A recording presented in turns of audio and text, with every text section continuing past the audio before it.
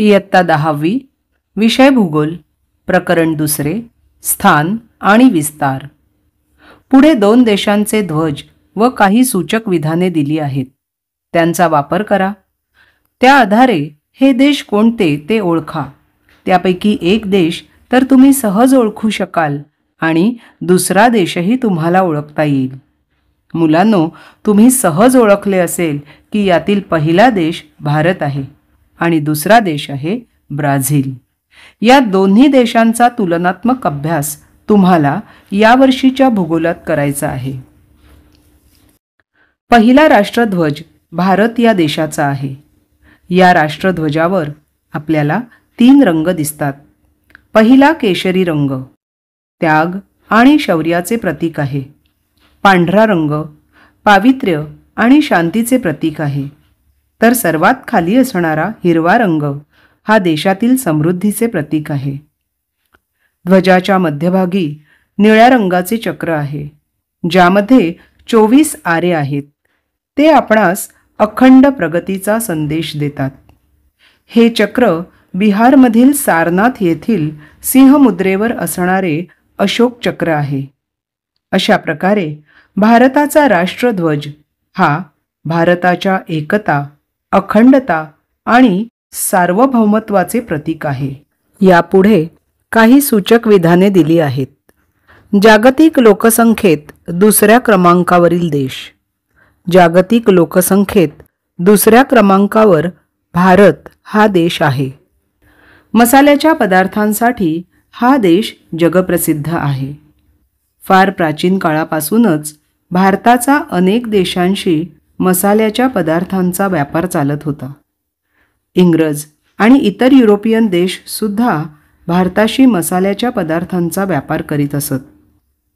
भारताचे 3रे वैशिष्ट्य आहे क्रिकेट. क्रिकेट हा खेळ या देशात लोकप्रिय आहे. भारताचा राष्ट्रीय खेळ हॉकी असून सुद्धा क्रिकेट भारतामध्ये अत्यंत लोकप्रिय आहे. भारतीय क्रिकेट संघाने 1 दिवसीय क्रिकेट विश्वचषक म्हणजेच वर्ल्ड कप 2 वेळा जिंकले आहे. 1983 मध्ये वेस्ट इंडिजला हरवून कपिल देव यांच्या नेतृत्वाखाली पहिला विश्वचषक भारताने जिंकला. तर 2011 मध्ये श्रीलंकेला हरवून महेंद्रसिंग धोनीच्या नेतृत्वाखाली दुसरा वर्ल्ड कप भारताने जिंकला आहे. 2007 मध्ये भारताने पहिला T20 विश्वचषक जिंकला. यात भारताने पाकिस्तानचा पराभव केला आणि यावेळीही महेंद्रसिंग धोनी यांच्या नेतृत्वाखाली भारत विजेता ठरला. आता पाहू ब्राझीलच्या राष्ट्रध्वजाची वैशिष्ट्ये. हिरव्या रंगाची पार्श्वभूमी असणाऱ्या एका चौकोनावर पिवळ्या रंगाचा समभुज चौकोन आहे. त्यावर निळ्या रंगाचे वर्तुळ असून एक पांढरा पट्टा आहे. निळ्या रंगाच्या वर्तुळावर 27 तारे आहेत, जे ब्राझीलमधील 26 घटक राज्य व एक फेडरल डिस्ट्रिक्टचे प्रतिनिधित्व करतात. पांढऱ्या पट्टीवर ऑर्देम ई प्रोग्रेसो असे पोर्तुगीज भाषेमध्ये लिहिलेले आहे. याचा अर्थ आहे सुव्यवस्था आणि प्रगती. ब्राझीलची काही वैशिष्ट्ये आपण पाहूया. सांबा नृत्य प्रकारासाठी ब्राझील हा प्रसिद्ध देश आहे. ब्राझीलमध्ये सांबा हा नृत्य प्रकार विशेष लोकप्रिय नृत्यांपैकी एक आहे. कार्निवलच्या दरम्यान त्याचे विशेष महत्त्व असते, ज्यामुळे लोकांमध्ये उत्साह आणि आनंद पसरतो. जगाचा कॉफी पॉट ब्राझीलला म्हटले जाते. जगातील 1/3 कॉफीचे उत्पादन ब्राझील हा देश करतो. त्यामुळे तो सर्वात मोठा कॉफी उत्पादक देश आहे. जगात मोठ्या प्रमाणावर कॉफीची निर्यातही ब्राझील करतो. कॉफीच्या उत्पादनात आणि निर्यातीत महत्त्वपूर्ण वाटा ब्राझीलचा आहे. त्यामुळे या देशाला जगाचा कॉफी पॉट असे म्हटले जाते. यावर तुम्हाला एक प्रश्नही विचारला जातो की ब्राझील या देशाला जगाचा कॉफी पॉट असे म्हणतात. फुटबॉल हा खेळ या देशात विशेष लोकप्रिय आहे. हा या देशाचा राष्ट्रीय खेळ आहे. ब्राझील हा फिफा विश्वचषकातील सर्वात यशस्वी राष्ट्रीय संघ आहे, ज्याला 5 वेळा फिफा विश्वचषक मिळाले आहे. अशा प्रकारे या संपूर्ण वर्षात आपल्याला भारत आणि ब्राझील या दोन्ही देशांचे तुलनात्मक अध्ययन करायचे आहे. हे प्रकरण शिकण्याआधी काही मूलभूत संकल्पनांचा अभ्यास आपण करूया, जेणेकरून तुम्हाला हे प्रकरण व्यवस्थित समजण्यास मदत होईल. अक्षवृत्ते आणि रेखावृत्ते. हे पृथ्वीचे उत्तर टोक आहे आणि हे दक्षिण टोक आहे. उत्तर टोकाला आपण उत्तर ध्रुव असे म्हणतो, तर दक्षिण टोकाला दक्षिण ध्रुव असे म्हणतो. पृथ्वीच्या पृष्ठभागावर काल्पनिक आडव्या रेषा काढल्या आहेत, त्यांना अक्षवृत्ते म्हणतात. या अक्षवृत्तांच्या मध्यावर बरोबर मध्यभागातून जाणाऱ्या या अक्षवृत्ताला विषुववृत्त असे म्हणतात. विषुववृत्ताचे अंशात्मक मूल्य 0° अक्षवृत्त असे आहे. विषुववृत्तामुळे पृथ्वीचे 2 गोलार्ध पडतात. विषुववृत्ताच्या उत्तरेस असणारा उत्तर गोलार्ध आणि विषुववृत्ताच्या दक्षिणेस असणारा दक्षिण गोलार्ध. विषुववृत्तापासून उत्तर ध्रुवापर्यंत 90 अक्षवृत्ते आहेत, तर विषुववृत्तापासून दक्षिण ध्रुवापर्यंत 90 अक्षवृत्ते आहेत. विषुववृत्ताच्या दक्षिणेकडील अक्षवृत्तांना दक्षिण अक्षवृत्ते, तर विषुववृत्ताच्या उत्तरेकडील अक्षवृत्तांना उत्तर अक्षवृत्ते असे म्हणतात. आपण असेही म्हणू शकतो की उत्तर गोलार्धातील उत्तर अक्षवृत्ते आणि दक्षिण गोलार्धातील दक्षिण अक्षवृत्ते. आता आपण प्रमुख अक्षवृत्ते पाहू. विषुववृत्तापासून उत्तरेकडे 23.5° उत्तर अक्षवृत्ताला कर्कवृत्त असे म्हणतात, तर दक्षिण गोलार्धातील 23.5° दक्षिण अक्षवृत्ताला मकरवृत्त असे म्हणतात. उत्तर गोलार्धातील विषुववृत्तापासून 66.5° अक्षवृत्तावर आर्क्टिक वृत्त आहे, तर दक्षिण गोलार्धातील 66.5° अक्षवृत्तावर अंटार्क्टिक वृत्त आहे.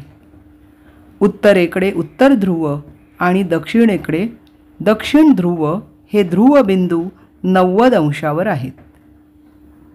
आता पाहू रेखावृत्ते. रेखावृत्ते म्हणजे पृथ्वीच्या उत्तर आणि दक्षिण ध्रुवांना जोडणाऱ्या प्रत्येक 1° काढलेल्या उभ्या काल्पनिक रेषांना रेखावृत्ते म्हणतात. अशी एकूण 360 रेखावृत्ते आहेत. यातील 0° रेखावृत्त लंडनमधील ग्रीनिच या शहरातून जाते. यास मूळ रेखावृत्त असे म्हणतात. याच्या बरोबर मागे 180° रेखावृत्त आहे. मूळ रेखावृत्तामुळे पृथ्वीचे 2 गोलार्ध होतात.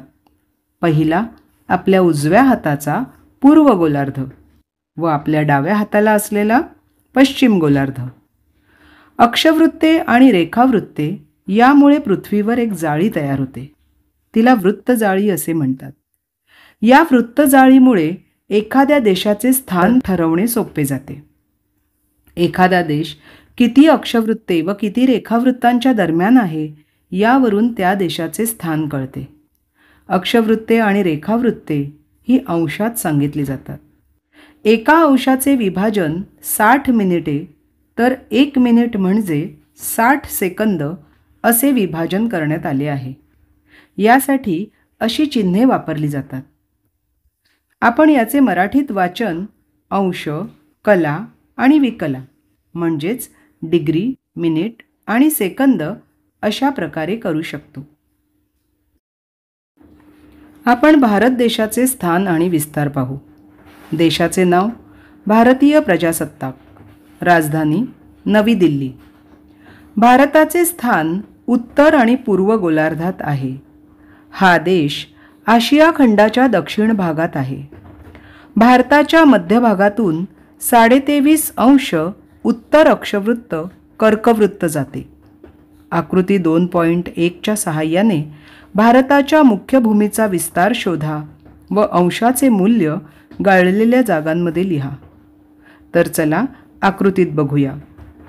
भारत हा उत्तर आणि पूर्व गोलार्धात असल्याने सगळी अक्षवृत्ते ही उत्तर अक्षवृत्ते असतील. तर बघूया, भारताचे दक्षिण टोक 8°4' उत्तर ते 37°6' उत्तर अक्षवृत्त व 68°7' पूर्व ते 97°25' पूर्व रेखावृत्तांच्या दरम्यान भारत हा देश आहे. हा भारताचा मुख्य भूमीचा विस्तार आहे. भारताचे सर्वात दक्षिणेकडील टोक इंदिरा पॉइंट हे आहे. ते 6°45' उत्तर अक्षवृत्तावर आहे. आता भारताच्या सीमेवरील देश व जलाशय पाहू. भारताच्या उत्तरेला अफगाणिस्तान, चीन, नेपाळ आणि भूतान हे देश आहेत. पश्चिमेस पाकिस्तान हा देश असून अरबी समुद्राने पश्चिम सीमा वेढलेली दिसते. दक्षिणेस श्रीलंका हा देश असून हिंदी महासागर आहे. पूर्वेस बांगलादेश आणि म्यानमार हे देश असून बंगालचा उपसागर भारताच्या पूर्वेला आहे. बंगालच्या उपसागरात असणारी अंदमान निकोबार बेटे व अरबी समुद्रातील लक्षद्वीप बेटे ही भारताचाच एक भाग आहेत. भारताच्या मध्यातून कर्कवृत्त म्हणजेच 23.5° उत्तर अक्षवृत्त जाते. ते भारताच्या गुजरात, मध्य प्रदेश, छत्तीसगड, झारखंड, पश्चिम बंगाल, त्रिपुरा आणि मिझोराम या 7 राज्यांमधून जाते. कर्कवृत्तालगतचा भारताचा भूभाग मोठा आहे. कर्कवृत्तापासून दक्षिणेकडे भारतीय भूभाग हा निमुळता होत गेला आहे. या भूभागाच्या तिन्ही बाजूंनी मोठे जलाशय आहेत. ज्या भूभागाच्या 3 बाजूंनी मोठे जलाशय असतात व एका बाजूने हा भूभाग मुख्य भूमीशी जोडलेला असतो, अशा विभागाला द्वीपकल्प असे म्हणतात. दक्षिण भारताच्या तिन्ही बाजूंना मोठे जलाशय आहेत, म्हणून या भूमीला भारतीय द्वीपकल्प असे म्हटले जाते. आता पाहूया ब्राझील या देशाचे स्थान, विस्तार व सीमा. देशाचे नाव ब्राझील प्रजासत्ताक संघराज्य. राजधानीचे नाव ब्राझिलिया. ब्राझील या देशाचा काही भाग उत्तर गोलार्धात व बहुतांश भाग दक्षिण गोलार्धात आहे. कारण ब्राझीलच्या उत्तर भागातून 0° अक्षवृत्त विषुववृत्त गेले आहे. ब्राझीलचा अक्षवृत्तीय विस्तार मोठा आहे. ब्राझीलच्या दक्षिण भागातून 23.5° दक्षिण अक्षवृत्त मकर वृत्त गेले आहे. तसेच या देशाचे स्थान पश्चिम गोलार्धात आहे. दक्षिण अमेरिका खंडाच्या उत्तर भागात हा देश आहे. क्षेत्रफळाच्या दृष्टीने ब्राझील जगातील 5वा सर्वात मोठा देश आहे. 5°15' उत्तर ते 33°45' दक्षिण अक्षवृत्त व 34°45' पश्चिम ते 73°48' पश्चिम रेखावृत्त.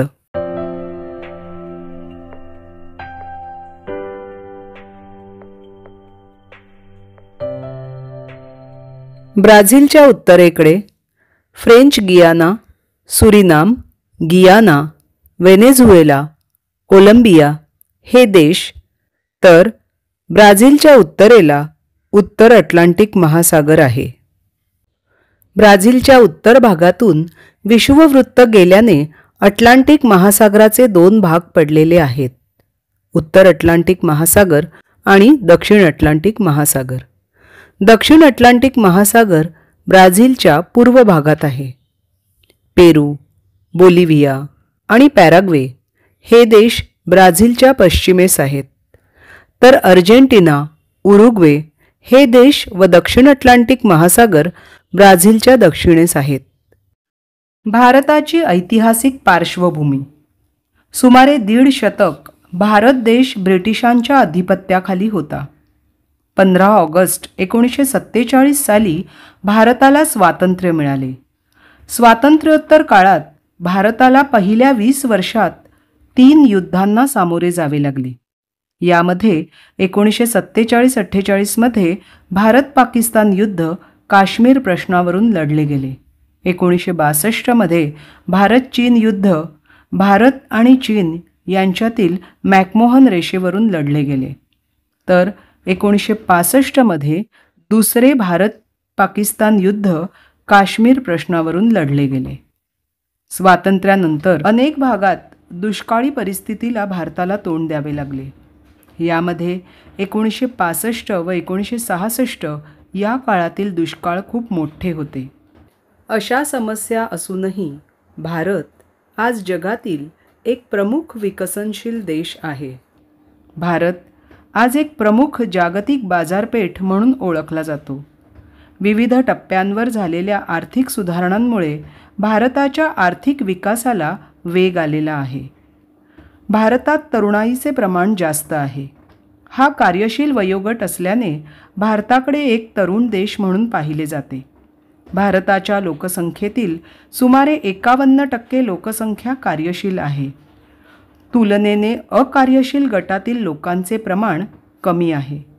म्हणून भारताकडे एक तरुण देश म्हणून पाहिले जाते. आता अभ्यासूया ब्राझीलची ऐतिहासिक पार्श्वभूमी.